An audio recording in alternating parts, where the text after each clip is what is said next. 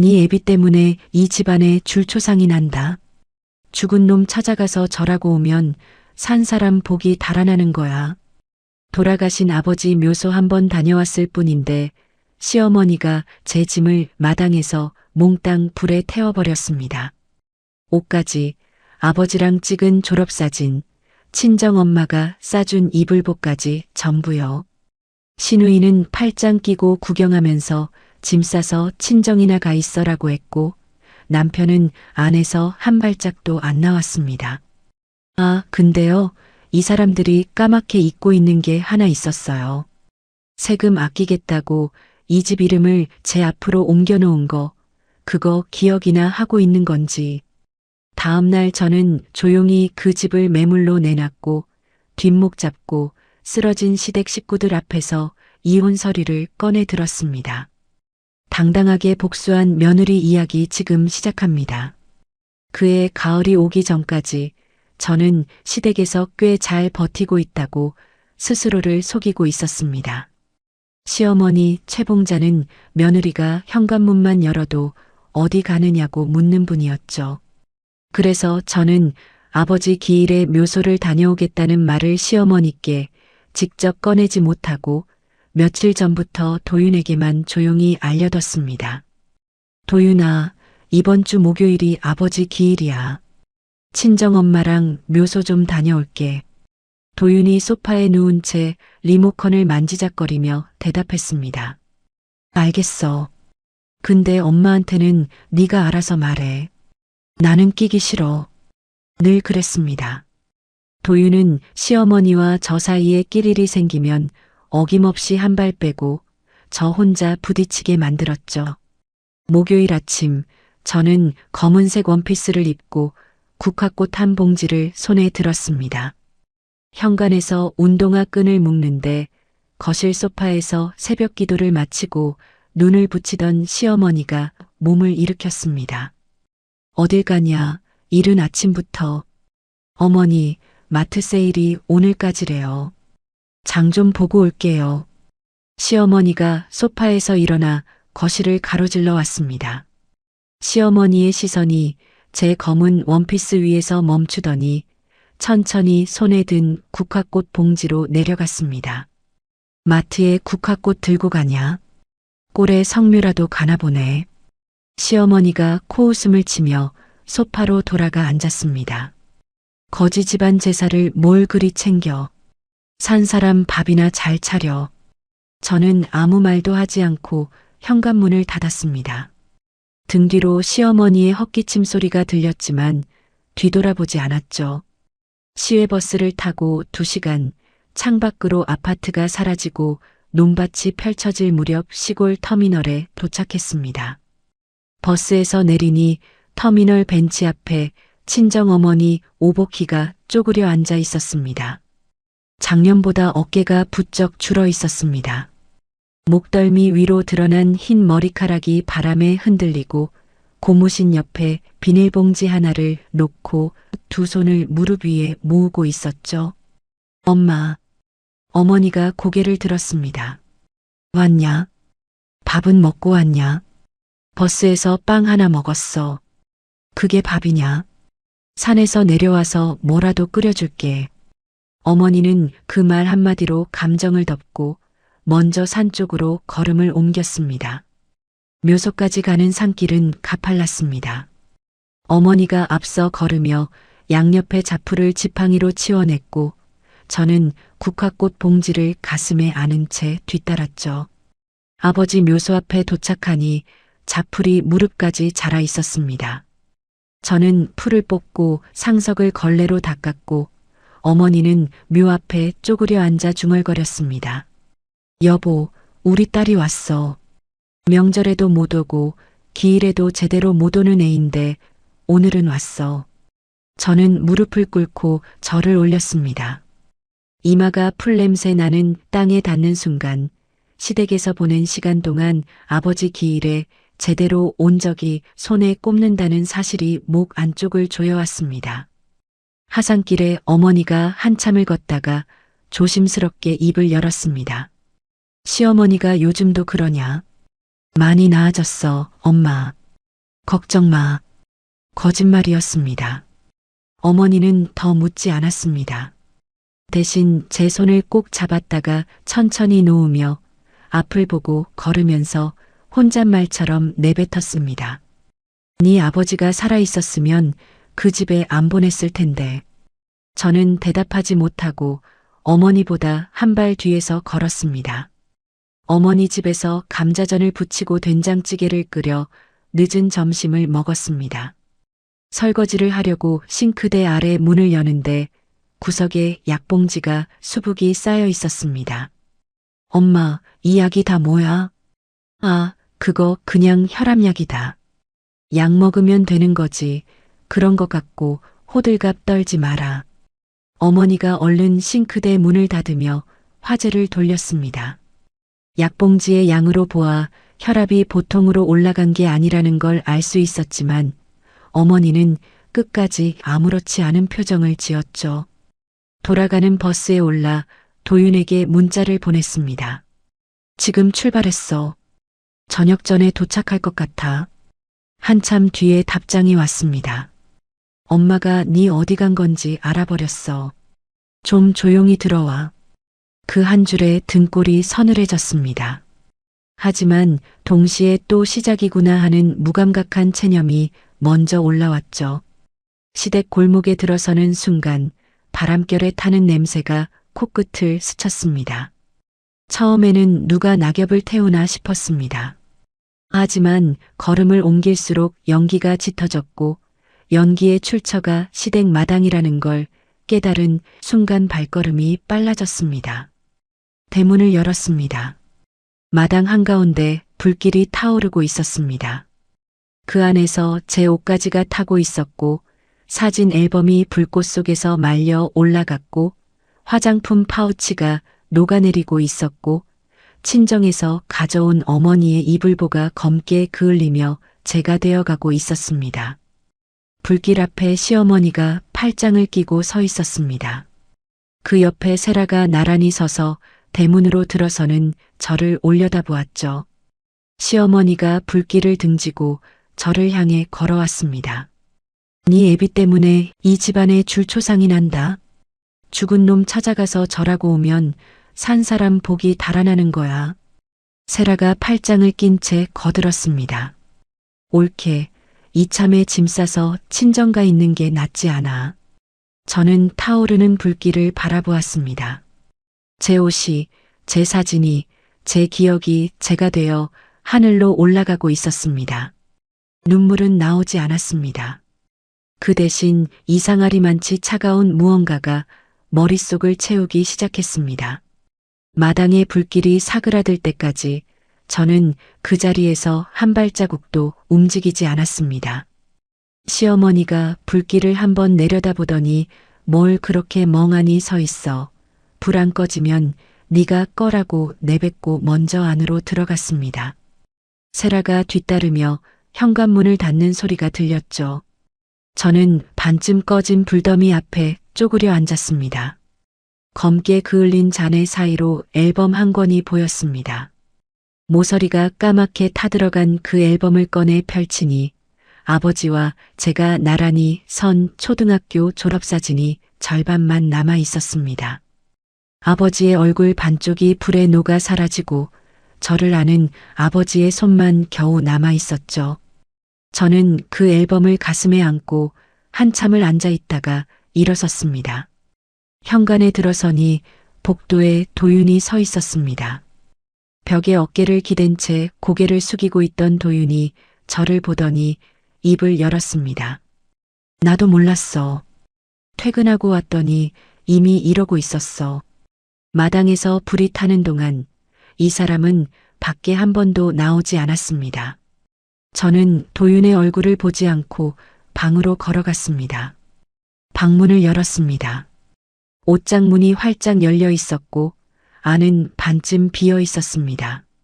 서랍을 열어보니 속옷까지 뒤져서 가져간 흔적이 있었죠. 유일하게 남아있는 건 시어머니가 며느리 체면이라며 사준 시댁 법사용 한복뿐이었습니다. 저는 텅 빈 옷장 앞에 주저앉아 두 손으로 얼굴을 감쌌습니다. 울음은 나오지 않았습니다.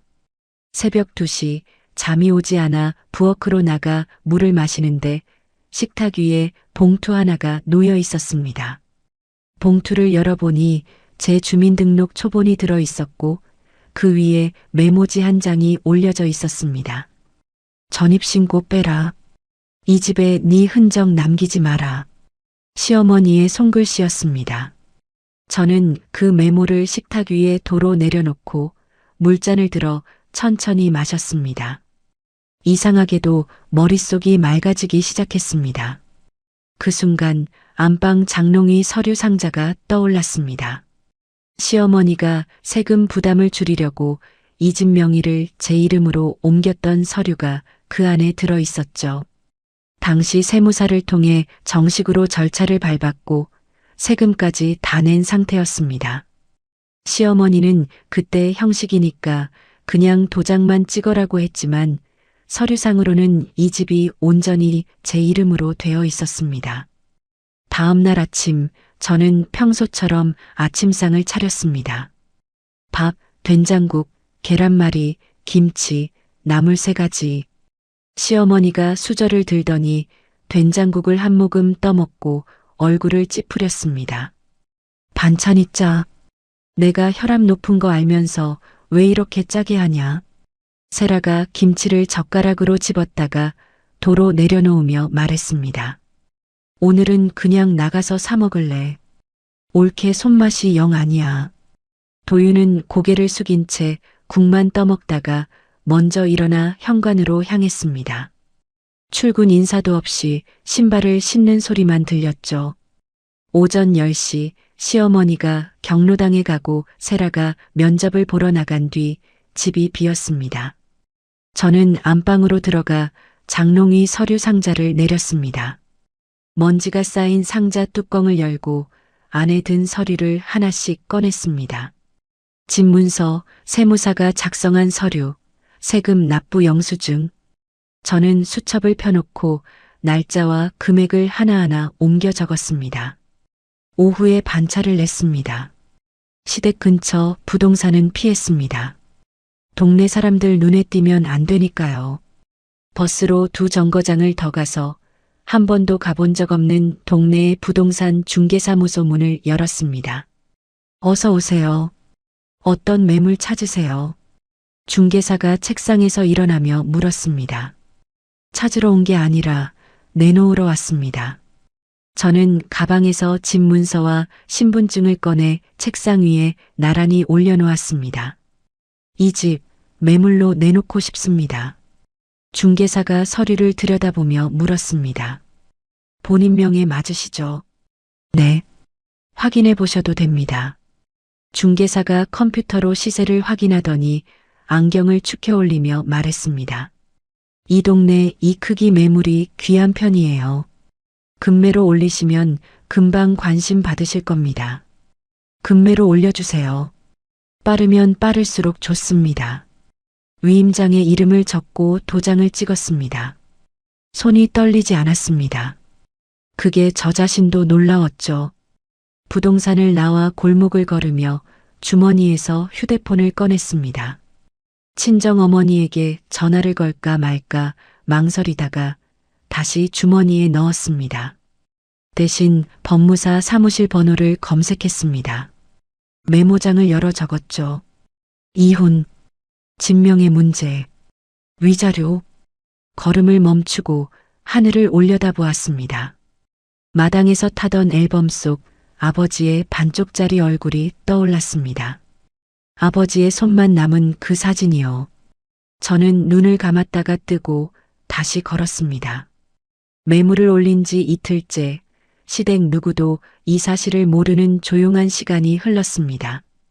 저는 겉으로는 평소와 다를 것 없이 아침밥을 짓고 빨래를 돌리고 시어머니 혈압약을 물과 함께 식탁에 올려놓았습니다. 하지만 점심시간마다 회사를 빠져나와 법무사 사무실을 찾아갔죠. 법무사 천 선생은 제가 가져간 서류를 한 장씩 넘기며 읽더니 안경 너머로 저를 바라보았습니다. 명의가 본인 앞으로 온전히 넘어왔고 세금까지 다 내셨으니 집을 파시는 건 법적으로 아무 문제 없습니다. 시어머니 쪽에서 원래 자기 집이라고 주장하면요. 그걸 주장하려면 당시에 서로 합의한 서류가 있어야 합니다. 그런 거 있으신가요? 없습니다. 그러면 걱정 안 하셔도 됩니다. 천 선생이 서류를 정리해서 제게 돌려주며 고개를 끄덕였습니다. 같은 주 수요일 점심시간에 직장 동료 윤지현과 회사 근처 분식집에 앉았습니다. 지연은 제 시댁 사정을 아는 유일한 사람이었죠. 저는 떡볶이를 젓가락으로 찔러 놓은 채 그동안 있었던 일을 처음부터 말했습니다. 아버지 묘소에 다녀온 것, 마당에서 타던 제 짐, 시어머니의 메모, 그리고 집을 매물로 내놓은 것까지. 지연이 숟가락을 내려놓고 저를 똑바로 쳐다보았습니다. 수빈아, 너 그 집에서 당한 거 증거 남겨놓은 거 있어. 녹음이든 사진이든. 저는 입을 다물었습니다. 불에 탄 짐 사진을 한 장도 찍어두지 않았다는 걸 그제서야 깨달았죠. 없어. 야, 그게 제일 중요해. 나중에 법적으로 뭘 하든 증거가 있어야 된다고. 지연이 제 손등을 탁 쳤습니다. 그날 저녁 시댁에 돌아와 마당 구석을 살폈습니다. 잿더미가 아직 치워지지 않고 그대로 있었습니다. 시어머니가 꼴 보기 싫으니 네가 치워라고 했지만 아무도 손대지 않은 거였죠. 저는 휴대폰을 꺼내 날짜가 보이도록 화면을 설정하고 잿더미를 여러 각도에서 촬영했습니다. 반쯤 녹은 앨범 잔에 옷에 달려있던 단추와 지퍼 조각, 화장품 파우치에 녹아붙은 플라스틱까지, 마지막으로 이웃집 담장 너머로 보이는 시댁 주소 표지판을 함께 넣어 찍었습니다. 며칠 뒤 토요일 아침 시어머니가 거실에서 큰 소리로 선포했습니다. 내일 시아버지 묘소 벌초 간다. 온 식구 다 움직여. 시어머니가 저를 부르더니 종이 한 장을 내밀었습니다. 김밥 재료하고 제사에 쓸 것들 목록이야. 오늘 중으로 다 사다 놔. 저는 그 목록을 받아들었습니다. 자기 남편 묘소 벌초에는 온 가족을 동원하면서 제 아버지 기일에는 짐을 불에 태운 사람이었죠. 저는 부엌에서 단무지를 써는데 칼을 쥔 손에 저도 모르게 힘이 들어갔습니다. 일요일 아침 김밥 4줄과 제수용품을 챙겨 시아버지 묘소로 향했습니다. 묘소에 도착하자 시어머니가 묘 앞에 엎드렸습니다. 여보, 내가 이 자식들 키우느라 얼마나 고생했는지 당신은 알지. 나 혼자 이 고생을 다 하고 있어. 시어머니가 묘비를 붙잡고 통곡했습니다. 도윤과 세라가 나란히 고개를 숙였고 저는 한 발 뒤에 서서 절을 올렸습니다. 일주일 전 제 아버지 묘 앞에서 혼자 풀을 뽑던 어머니의 쪼그린 등이 눈앞에 겹쳤습니다. 저는 입술을 깨물었습니다. 돌아오는 차 안에서 도윤이 운전대를 잡은 채 입을 열었습니다. 수빈아, 엄마가 그날 좀 심했던 거 나도 안다. 근데 엄마도 아버지 일찍 보내고 힘들었던 사람이니까 좀 이해해줘. 그래. 저는 창밖만 보며 한마디로 끝냈습니다. 당신 어머니의 고생과 내 물건을 불에 태운 건 전혀 다른 문제라는 말을 삼켰죠. 다음 주 월요일 오후 화장실에서 전화벨이 울렸습니다. 부동산 중개사였습니다. 금매로 올린 매물에 벌써 문의가 3건 들어왔습니다. 한 분은 이번 주 안에 직접 보고 싶다고 하시는데요. 집안은 제가 없을 때 보여주셔야 합니다. 시간 맞춰서 다시 연락드릴게요. 전화를 끊고 화장실 거울 앞에 서서 숨을 고르는데 심장이 빠르게 뛰었습니다. 같은 시각 시댁에서는 일이 터지고 있었습니다. 저녁에 시댁 현관문을 여는 순간 분위기가 달랐습니다. 시어머니가 거실 한가운데 서서 휴대폰을 쥐고 있었고 세라가 옆에서 자기 휴대폰 화면을 시어머니 앞에 들이밀고 있었죠. 시어머니의 오랜 친구인 동네고 여사가 전화를 걸어 봉자야. 너네 집 인터넷에 매물로 올라와 있던데 이사 가냐고 물었다는 것을 저는 나중에 알게 되었습니다. 시어머니가 부엌으로 들이닥쳤습니다. 야, 이수빈. 우리 집이 매물로 나왔다는데 네가 뭔 짓을 한 거야? 세라가 뒤따라 들어와 휴대폰 화면을 제 눈앞에 들이밀었습니다. 부동산 앱에 시댁 사진과 주소가 올라와 있었죠. 진짜 전화 올게. 이거 뭐야? 저는 싱크대 앞에서 고무장갑을 낀 채 천천히 돌아섰습니다. 시어머니의 눈을 똑바로 바라보았습니다. 네, 제가 했습니다. 시어머니의 얼굴이 벌겋게 달아올랐습니다. 미쳤어. 이 집이 네 집이야. 잠깐만요. 저는 고무장갑을 벗고 방으로 들어가 서랍에서 서류 한 장을 꺼내왔습니다. 식탁 위에 펼쳐놓았죠. 여기 보시면 이 집 주인 이름이 이수빈으로 되어 있습니다. 어머니가 직접 그렇게 해두셨잖아요. 시어머니가 그 종이를 내려다보았습니다. 시어머니의 손이 떨리기 시작했습니다. 식탁 모서리를 잡고 겨우 몸을 지탱했죠. 세라가 입을 벌린 채 시어머니와 서류를 번갈아 보았지만 아무 말도 하지 못했습니다. 저는 식탁 앞에 서서 두 사람을 내려다보았습니다. 가슴이 뛰었지만 표정은 움직이지 않았습니다. 시어머니가 식탁 모서리를 잡은 손에서 힘이 빠지며 의자에 주저앉는 것을 저는 한 발짝도 다가가지 않고 지켜보았습니다. 세라가 휴대폰을 움켜쥐며 거실로 뛰어나갔습니다. 오빠 지금 당장 와. 올케가 집을 팔아버린대. 20분도 안 되어 도윤이 현관문을 박차고 들어왔습니다. 넥타이가 비뚤어져 있었고 신발도 제대로 벗지 못한 채 한쪽을 끌고 거실로 뛰어왔죠. 수빈아, 진짜야. 엄마가 집이 매물로 나왔다는데 무슨 소리야? 거짓말 같으면 직접 검색해봐. 도윤이 휴대폰을 꺼내 부동산 앱을 열었습니다. 화면을 확인하는 도윤의 얼굴에서 핏기가 빠졌죠. 너 이러면 우리 가족 다 길바닥에 나앉는 거야. 이게 어떻게 된 건지 설명 좀 해줘. 그 순간 시어머니가 뒷목을 움켜쥐고 거실 바닥에 드러누웠습니다. 아이고 내 팔자야. 며느리가 집안을 말아먹으려고 작정을 했어. 시어머니가 바닥을 치며 통곡했습니다. 세라가 시어머니의 어깨를 부축하며 저를 노려보았죠. 저는 소파에 앉아 가방을 열었습니다. 그 안에서 법무사에게 받아온 서류 봉투를 꺼내 테이블 위에 올려놓았습니다.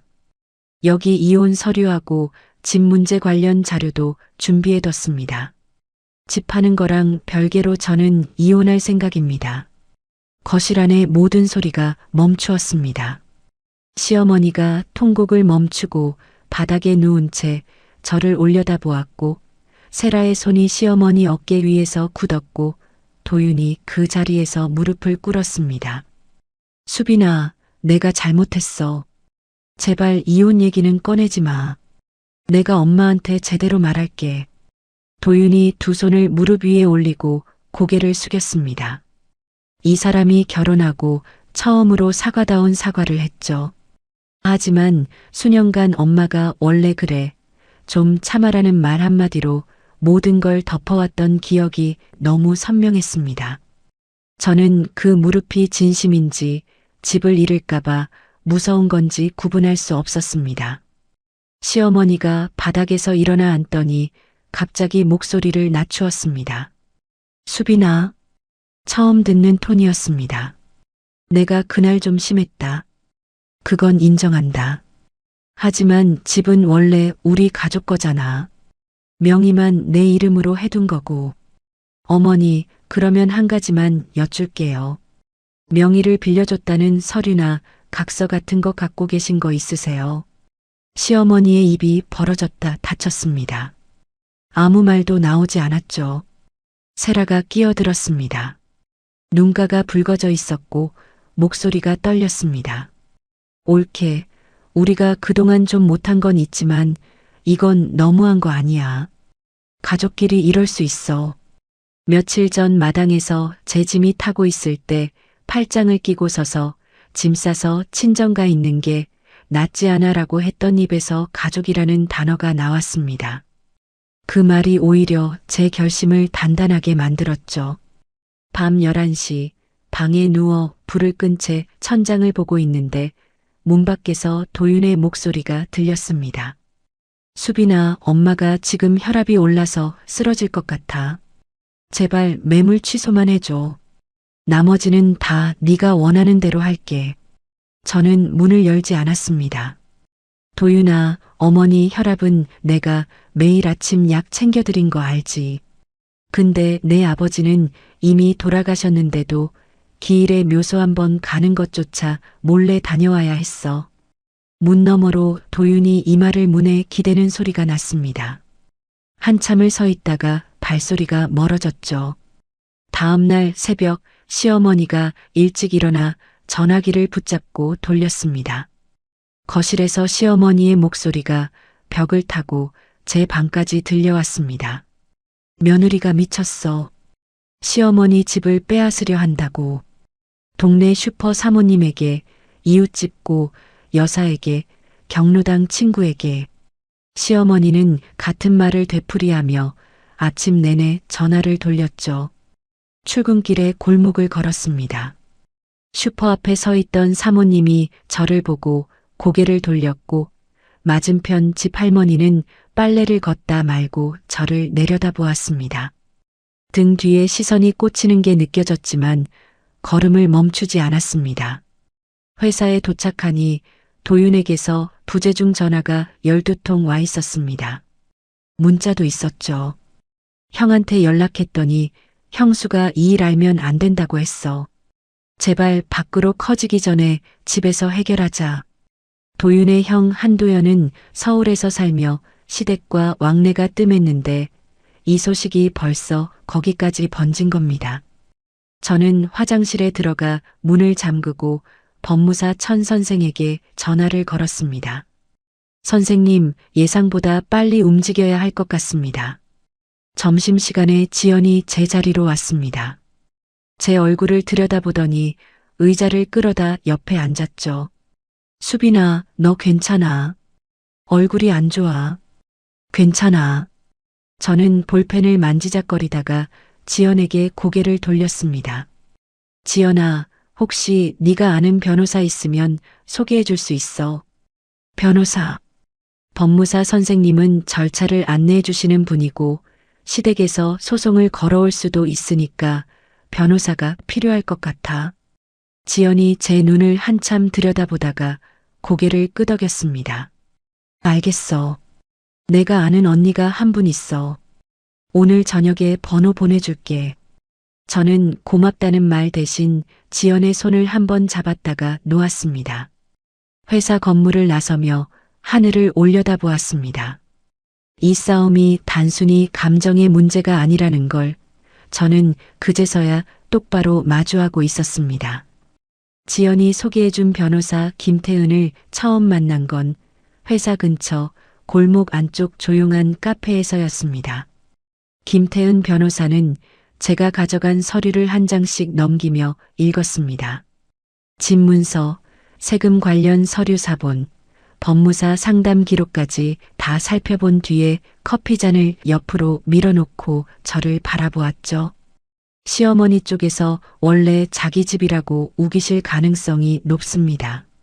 하지만 정식 절차를 밟아서 이름을 옮겼고 세금까지 다 내신 상태니까 법적으로는 이수빈 씨가 완전히 유리해요. 시어머니가 소송을 걸면 어떻게 되나요? 김태은 변호사가 볼펜을 돌리며 대답했습니다. 소송을 걸더라도 이기기 어렵습니다. 다만 시간은 좀 걸리겠죠. 이혼하고 집 파는 걸 동시에 진행할 건데 시기를 잘 맞춰야 합니다. 저는 고개를 끄덕이고 상담료를 계산한 뒤 카페를 나왔습니다. 같은 날 저녁 시댁 현관문을 열었는데 거실 분위기가 평소와 달랐습니다. 소파에 낯익지만 오래간만인 얼굴이 앉아 있었죠. 도윤의 형 한도영과 형수 유라가 서울에서 내려와 있었습니다.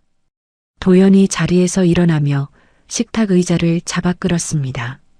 수빈 씨 앉아요. 우리끼리 얘기 좀 합시다. 시어머니가 도연 옆에 앉아 눈이 퉁퉁 부은 채 손수건으로 눈물을 닦았습니다. 큰아들이 와서 다행이다. 이놈의 집안이 며느리 하나 때문에 풍비박산이 나게 생겼으니 도연이 시어머니를 한번 바라보고 다시 저를 향해 입을 열었습니다. 수빈 씨 심정은 이해합니다. 근데 이 집은 어머니가 평생 모은 돈으로 사신 거예요. 이름이야 세금 문제로 그렇게 된 거고 가족 안에서 풀어야 할 일이지 부동산에 내놓을 일은 아니잖습니까? 유라가 옆에서 고개를 끄덕이며 거들었습니다. 맞아요, 수빈 씨. 어머니가 많이 후회하고 계세요. 그날 일은 정말 심하셨던 거라고. 저는 시어머니를 바라보았습니다. 시어머니는 손수건만 만지작거리며 입을 다물고 있었죠. 후회한다는 말을 직접 하지 않고 큰 며느리 입을 빌리고 있었습니다. 아주버님, 그러면 한 가지만 여쭐게요. 도연이 턱을 살짝 들며 저를 보았습니다. 며느리가 돌아가신 친정아버지 묘소에 다녀왔다는 이유로 짐을 불에 태우는 게 가족끼리 있을 수 있는 일이라고 생각하시나요? 거실이 조용해졌습니다. 시어머니의 손수건이 멈추었고 유라가 고개를 숙였죠. 도연이 한참 입을 다물고 있다가 대답했습니다. 그건 어머니가 좀 심하셨지. 그리고 곧바로 덧붙였습니다. 하지만 집 문제는 별개 아닙니까? 별개. 저는 그 단어를 가만히 씹었습니다. 제 옷이 타고 아버지 사진이 타고 어머니가 싸준 이불보가 제가 된 것은 한쪽에 치워놓고 집 이야기만 하자는 거였죠. 저는 의자에서 일어나며 대답했습니다. 아주버님 말씀은 알겠습니다. 하지만 저는 제 변호사와 상의해서 결정하겠습니다. 시어머니가 식탁을 손바닥으로 치며 소리쳤습니다. 변호사? 시어머니한테 변호사를 들이대. 도연이 시어머니의 팔을 잡으며 어머니, 일단 진정하세요라고 말렸지만 시어머니의 얼굴은 이미 벌겋게 달아올라 있었습니다. 그 뒤로 시어머니는 동네 부녀의 반상회에서 저를 폐륜 며느리로 몰아가기 시작했습니다. 이웃집고 여사를 통해 수빈이가 시어머니 몰래 집을 빼돌려서 팔아먹으려 한다는 소문이 퍼졌고 퇴근 후 골목에서 마주치는 사람들의 시선이 예사롭지 않았습니다. 토요일 오후 세라가 제 방문을 노크했습니다. 옳게 나 좀 들어가도 돼. 세라가 방에 들어와 침대 끝에 걸터 앉았습니다. 손톱을 뜯으며 한참을 말하지 않다가 입을 열었죠. 사실 나도 엄마가 너무한 건 알아. 내가 엄마 편만 든 것도 미안하고 매물 취소해주면 내가 엄마 확실히 말릴게. 저는 세라의 눈을 보았습니다. 세라의 시선이 제 얼굴이 아닌 테이블 위 서류 봉투를 힐끗거리고 있었죠. 고마워 세라야. 근데 한 가지 물어볼게. 뭔데? 네가 마당에서 내 짐이 타고 있을 때 거기 서 있었잖아. 그때 불을 끄거나 말린 적 있어. 세라가 손톱을 뜯던 손을 멈추었습니다. 그건 엄마가 워낙 흥분해서 말릴 수가 없었어. 그래, 알겠어. 저는 더 이상 대화를 이어가지 않았습니다. 세라가 멋쩍은 얼굴로 방을 나갔죠. 일요일 오후 부동산 중개사에게서 전화가 왔습니다. 집을 사고 싶으신 분이 계약금까지 준비해 오셨는데요. 이번 주 안에 집안을 직접 볼 수 있을까요? 저는 시댁 식구들이 모두 집을 비우는 시간대를 머릿속으로 정리했습니다. 연차를 쓸 수 있는 날짜를 확인해서 다시 연락드리겠습니다. 전화를 끊었는데 심장이 빠르게 뛰었습니다. 생각보다 일이 빨리 움직이고 있었죠. 그날 밤 방에서 불을 끄고 누워 있는데 거실에서 도윤과 도연이 나지막하게 이야기하는 소리가 문틈으로 들려왔습니다. 야, 네 마누라가 진짜로 팔아버리면 어쩔 거야. 변호사라도 알아봐. 도연이 맥주캔을 내려놓는 소리가 났습니다. 도윤이 한참 뜸을 들이다가 입을 열었습니다. 형, 근데 솔직히 수빈이가 왜 이러는지 나도 좀 이해가 돼. 이해가 되면 뭐하냐, 집이 날아가는데. 도연이 받아쳤죠. 저는 천장을 바라보았습니다. 도윤의 그 한마디가 늦었지만 가슴 한구석을 작게 건드렸습니다. 하지만 월요일 아침 출근하려고 현관에서 신발을 신는데 시어머니가 뒤에서 팔짱을 끼고 서 있었습니다.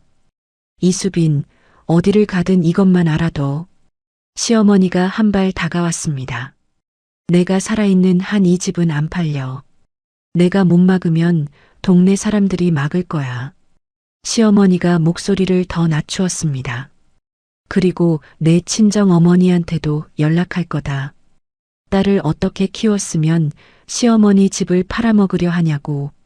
저는 신발끈을 묶던 손을 멈추었습니다. 손끝이 차가워졌습니다. 이 사람이 친정 어머니를 끌어들이겠다는 말을 하는 순간 저는 결심했습니다. 속도를 올려야 한다고요. 그날 오후 반차를 내고 가장 먼저 한 일은 친정 어머니에게 전화를 거는 것이었습니다. 회사 뒷골목 구석에 서서 전화기를 귀에 댔습니다. 신호음이 4번 울리고 어머니가 받았죠. 왜 무슨 일이냐? 엄마 할 말이 있어. 저는 처음부터 이야기했습니다. 아버지 묘소에 다녀온 날 시어머니가 제 짐을 마당에서 불에 태웠다는 것, 옷장을 열었더니 속옷까지 다 꺼내갔다는 것, 아버지 졸업사진이 반쪽만 남았다는 것, 가리고 지금 이혼을 준비하고 있다는 것까지. 전화기 너머로 아무 소리도 들리지 않았습니다. 한참 동안 침묵이 이어졌죠. 엄마, 알았다. 너 결정한 거면 엄마가 뭐라 할 것 없다. 그 짧은 문장 끝에 떨림이 묻어 있었습니다. 전화를 끊고 나서야 눈물이 쏟아졌습니다. 골목벽에 이마를 대고 한참을 울었죠.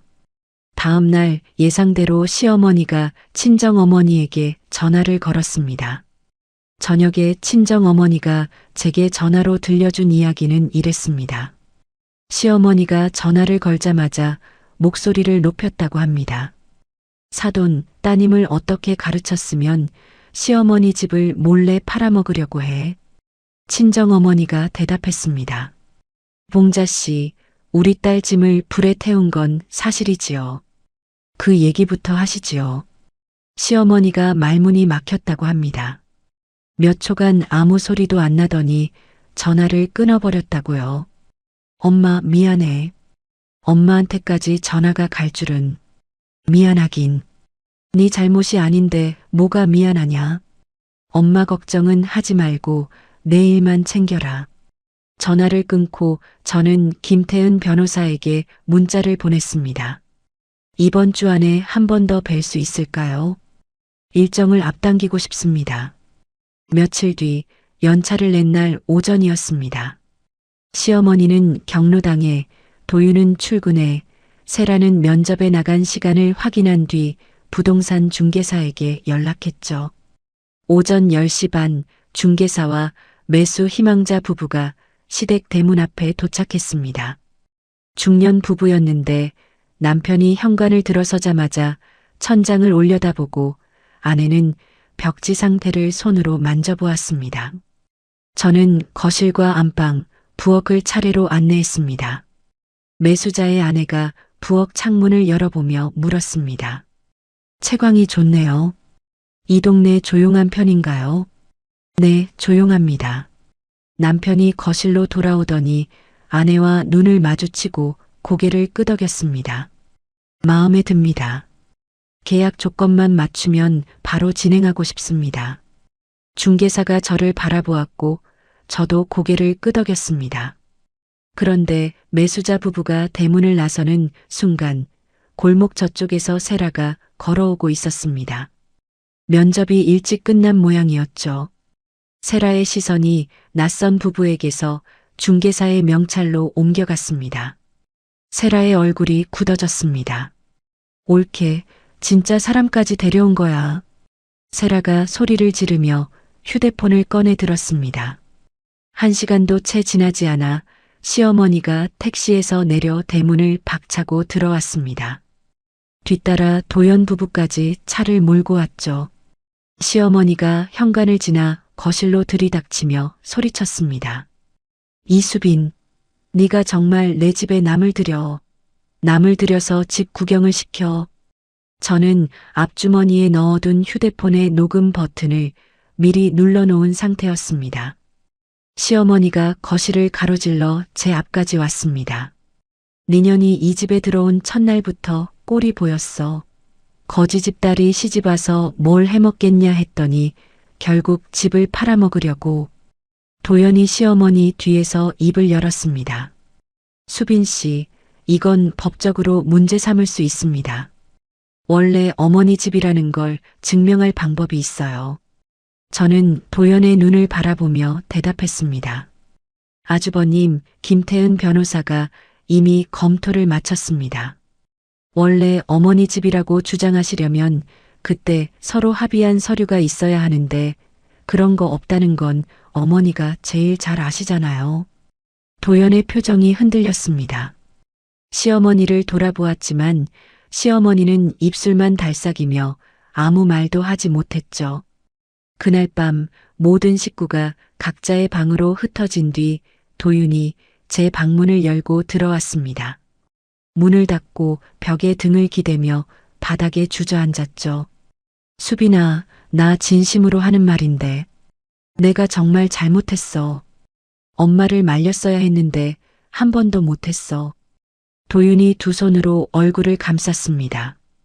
이혼은 정말 다시 생각해 볼 수 없어. 저는 벽 반대편에 앉아 도윤을 바라보았습니다. 도윤아, 나는 네가 잘못을 아는지 모르는지가 궁금한 게 아니야. 내 곁에서 내 인생을 계속 쓸 수 있는지를 고민한 거야.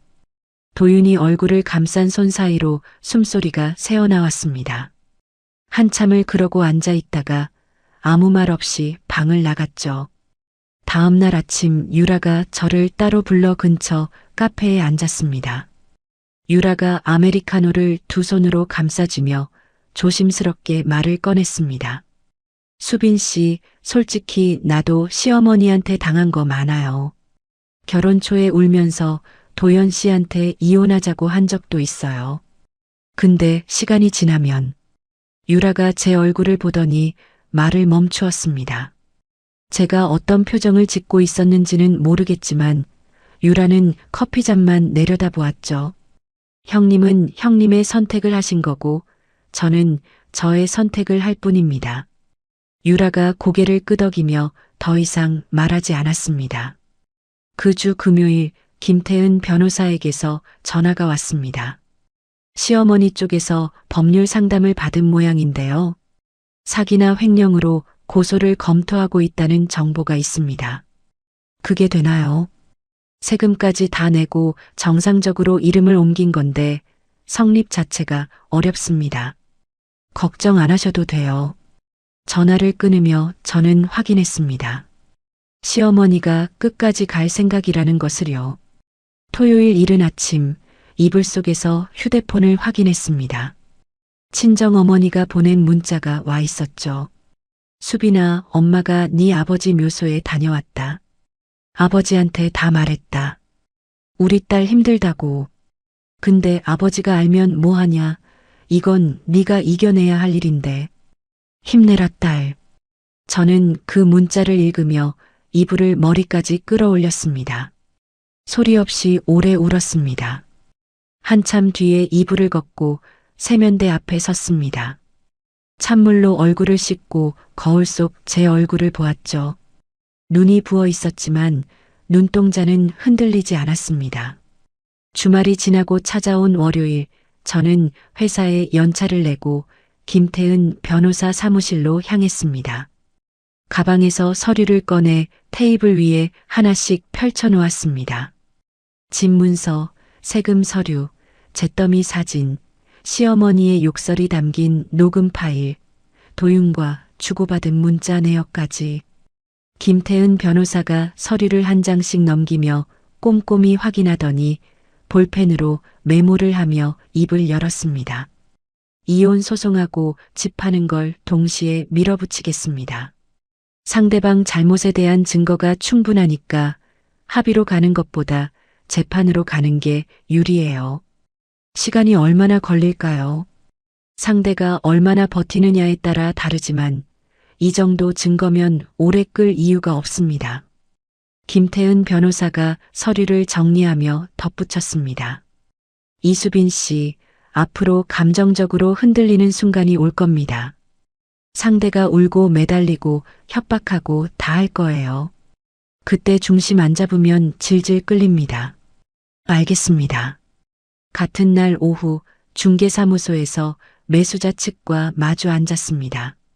본계약 일정을 확정하고 잔금 수령과 집 이름 변경 절차를 3주 안에 마무리하는 일정에 서명했죠. 펜을 내려놓는 순간 이 계약이 끝나면 시댁이 진짜로 이 집을 잃게 된다는 무게가 어깨를 눌렀습니다. 하지만 펜을 다시 집어들 일은 없었습니다. 저녁에 시댁에 돌아오니 거실에 사람이 가득했습니다. 시어머니와 도연, 그리고 처음 보는 양복 차림의 남성이 나란히 앉아 있었죠. 도연이 일어서며 그 남성을 가리켰습니다. 수빈 씨, 이쪽은 우리 측 박 변호사입니다. 박 변호사라는 사람이 명함을 건네며 입을 열었습니다. 이수빈 씨, 원만하게 합의하시는 게 양쪽 다 좋습니다. 소송으로 가면 시간도 돈도 감정도 다 소모됩니다. 합의 조건이 뭔데요? 도연이 대답했습니다. 집 이름을 어머니 앞으로 돌려놓고 대신 이혼은 서로 합의해서 깔끔하게 처리하자. 위자료 3천만 원 드리겠습니다. 저는 속으로 웃음이 나왔습니다. 이 집 시세가 3억이 넘는다는 걸 알고 있었으니까요. 하지만 표정을 바꾸지 않았습니다. 변호사님을 통해서 정식으로 답변 드리겠습니다. 저는 자리에서 일어났습니다. 시어머니가 소파에서 몸을 일으키며 소리쳤죠. 이수빈, 앉아. 어디를 가? 저는 멈추지 않고 방으로 들어가 문을 닫았습니다. 그 주 중반 김태은 변호사가 시댁 측 박 변호사에게 공식 답변을 보냈습니다. 원래 자기 집이라는 주장은 근거가 부족하고 이혼 소송은 별도로 진행할 것이며 집을 파는 건 주인으로서 당연한 권리라는 내용이었죠. 그 답변을 받은 날 밤 시댁에서 또 난리가 났습니다. 시어머니가 거실에서 가슴을 부여잡고 주저앉았습니다. 내가 이 꼴을 당하려고 평생을. 시어머니가 숨을 제대로 쉬지 못했습니다. 얼굴이 하얗게 질리더니 거실 바닥에 쓰러졌죠. 도윤이 휴대폰을 움켜쥐고 119에 전화를 걸었습니다. 구급차가 오고 시어머니가 들것에 실려 나갔습니다. 밤 10시 도윤에게서 전화가 왔습니다. 울먹이는 목소리였죠. 엄마가 쓰러졌어. 지금 병원이야. 이래도 계속 이럴 거야. 도윤아, 어머니 건강은 걱정되지만 그건 너랑 아주버님이 돌봐야 할 일이야. 나는 내가 해야 할 일을 할 거야. 전화를 끊고 가방에서 이혼 소장 초안을 꺼냈습니다. 처음부터 끝까지 천천히 읽었습니다. 이틀 뒤 시어머니가 퇴원해서 돌아왔습니다. 그런데 분위기가 달라져 있었습니다. 도연이 거실에서 시어머니 앞에 앉아 입을 열었죠. 어머니, 박 변호사가 솔직히 말했어요. 이기기 어렵다고요. 이름 옮길 때 세금까지 다 낸 거라서 원래 우리 집이라고 주장하는 게 힘들대요. 시어머니가 소파에 앉은 채 한참 아무 말도 하지 못했습니다. 입술이 바르르 떨렸지만 소리가 나오지 않았죠. 그날 밤 세라가 방에서 짐을 싸고 있었습니다. 캐리어를 끌고 현관으로 나오며 말했습니다. 나 친구 집에 좀 가 있을게. 여기 있으면 숨이 막혀. 세라가 신발을 신다가 고개를 들어 저를 보았습니다. 옳게, 나는 그냥 엄마가 무서웠어. 그래서 엄마 편을 든 거지. 올케가 미워서 그런 건 아니었어. 저는 아무 말 없이 고개만 한번 끄덕였습니다. 세라가 대문을 열고 나갔죠. 그 말이 진심이든 아니든 이제는 크게 상관없었습니다. 주말 저는 짐을 정리하기 시작했습니다. 불에 타서 남은 게 거의 없으니 짐이라 할 것도 없었죠. 서류 파일, 최소한의 옷까지 세면도구를 캐리어에 넣었습니다. 이 집에서 보낸 시간의 흔적이 캐리어 하나에도 다 차지 않았습니다. 일요일 저녁 저는 시댁을 나왔습니다. 지연이 잡아준 원룸에 짐을 풀었죠. 작은 방이었습니다. 창문 하나, 싱크대 하나, 침대 하나. 창문 너머로 가로등 불빛이 들어왔습니다. 저는 침대에 앉아 친정 어머니에게 전화를 걸었습니다. 엄마, 나 집 나왔어. 어머니가 한참 아무 말도 하지 않았습니다. 잘했다. 이제 너 좀 살아라. 전화기를 내려놓았습니다. 빈방 한가운데 서서 소리내어 울었습니다. 한참을 울고 나서 세면대에서 얼굴을 씻었습니다. 냉장고를 열었죠. 텅 비어 있었습니다. 저는 냉장고 문을 닫고 신발을 신고 편의점으로 걸어갔습니다. 시댁을 나온 지 열흘, 원룸에서의 아침은 놀라울 만큼 고요했습니다. 아무도 밥 차려라 하지 않았고, 아무도 반찬이 짜다 하지 않았고, 아무도 어딜 가냐 하지 않았죠. 저는 혼자 라면을 끓여 먹고, 혼자 설거지를 하고, 혼자 출근 준비를 했습니다. 이혼 소장이 법원에 접수되고 집 본계약이 체결되자 시댁에서 마지막 카드를 꺼내 들었습니다. 시어머니가 법원에 집을 팔지 못하게 해달라는 신청을 넣은 거였죠. 김태은 변호사에게서 전화가 왔습니다. 예상했던 수순입니다. 걱정 마세요. 집이 이수빈 씨 이름으로 되어 있고 파는 이유도 정당하니까 받아들여질 가능성이 거의 없습니다. 혹시라도 받아들여지면요. 그런 일은 없을 겁니다. 서류상으로 완벽하니까요. 법원에 출석하는 날이 왔습니다. 저는 검은 재킷을 입고 서류 가방을 들고 법원 복도를 걸었습니다. 신문실 앞에 도착하니 맞은편 벤치에 시어머니와 도현 그리고 박 변호사가 앉아 있었습니다. 시어머니가 저를 보았습니다. 경로당에서 고함을 치던 그 사람이 아니었습니다. 법원이라는 공간의 무게에 눌렸는지 어깨가 움츠러들어 있었고 손수건을 쥔 손이 떨리고 있었죠. 신문실에 들어가 자리에 앉았습니다. 판사가 시어머니 쪽에 먼저 물었습니다. 시어머니가 작은 목소리로 입을 열었습니다. 판사님, 이 집은 제가 평생 모아서 산 집입니다. 세금 때문에 이름만 며느리한테 옮겨놓은 건데 며느리가 그걸 팔아버리려고 합니다. 시어머니의 목소리가 갈라졌습니다. 저는 그 모습에서 처음으로 한 사람의 초라한 노년을 보았습니다. 하지만 마당에서 타던 아버지 사진이 떠올랐습니다. 반쪽만 남은 아버지의 얼굴이요. 저는 시선을 돌렸습니다. 김태은 변호사가 준비한 서류를 판사에게 제출하며 설명했습니다. 정식으로 이름을 옮겼고 세금도 다 냈고 서로 합의한 별도 서류는 존재하지 않는다고요. 법원은 시어머니의 신청을 받아들이지 않았습니다. 신문실을 나오는 순간 시어머니가 복도에서 다리에 힘이 풀려 주저앉았습니다.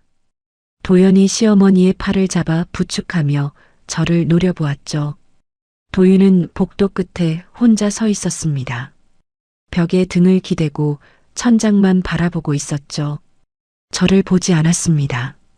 저는 김태은 변호사와 나란히 반대편 출구로 걸어나갔습니다. 잔금을 받는 날이 왔습니다. 중개사무소에서 매수자 부부와 마주 앉아 잔금을 확인하고 집 이름을 넘기는 서류에 마지막 서명을 했습니다. 펜을 쥔 손끝이 미세하게 떨렸지만 이름 석자를 또렷하게 썼습니다. 중개사가 서류를 정리하며 말했습니다. 수고 많으셨습니다. 저는 고개를 숙여 인사했습니다. 돈이 아니라 시댁이 붙잡고 있던 마지막 고리가 끊어졌다는 사실에 비로소 긴 숨이 나왔죠. 그날 저녁 저는 은행 두 곳을 돌았습니다.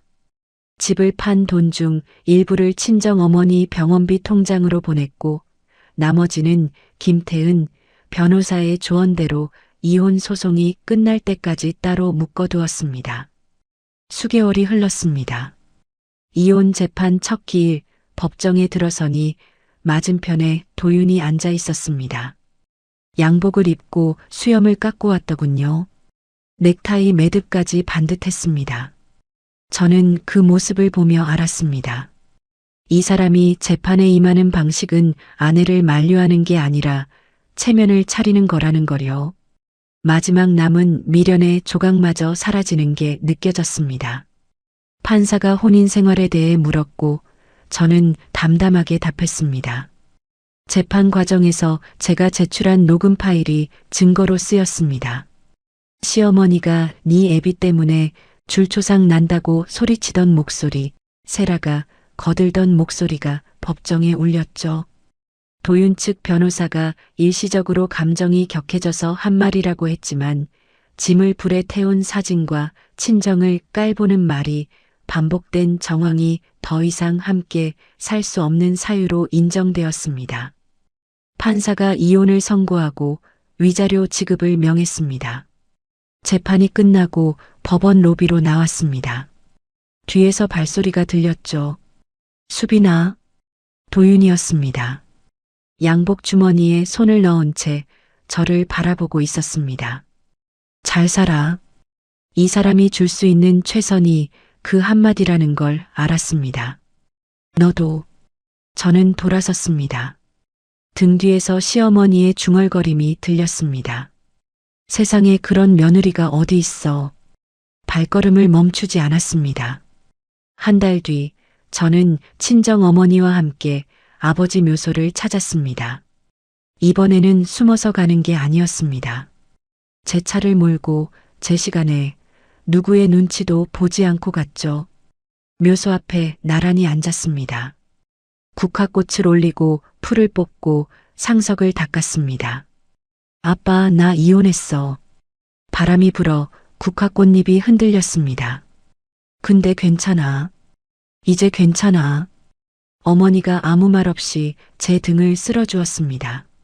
산 아래로 부는 바람이 유난히 깨끗했습니다. 원룸으로 돌아온 밤 현관불을 켜고 신발을 가지런히 놓았습니다. 냉장고를 열어 맥주 한 캔을 꺼냈죠. 캔을 따며 시계를 보았습니다. 밤 9시. 예전 같으면 이 시간에 시어머니 혈압약을 챙기고 내일 아침 반찬을 궁리하고 있었을 겁니다. 피식 웃음이 나왔습니다. 맥주를 한 모금 마시며 창밖 가로등을 바라보았습니다. 내일은 이력서를 좀 고쳐볼까 하는 생각이 자연스럽게 떠올랐습니다. 여러분, 오늘 이야기 어떻게 들으셨나요? 수빈 씨가 마지막으로 아버지 묘소에 갔을 때 이번에는 아무에게도 허락을 구하지 않았습니다. 자기 차를 몰고 자기 시간에 어머니와 나란히 앉아서 아빠, 나 이혼했어. 근데 괜찮아 라고 말했죠. 그날 밤 수빈 씨는 원룸에서 맥주 한 캔을 땄습니다. 예전 그 시간이면 시어머니 혈압약을 챙기고 내일 반찬을 궁리하고 있었을 텐데 이제는 내일 이력서나 고쳐볼까 생각하고 있었습니다.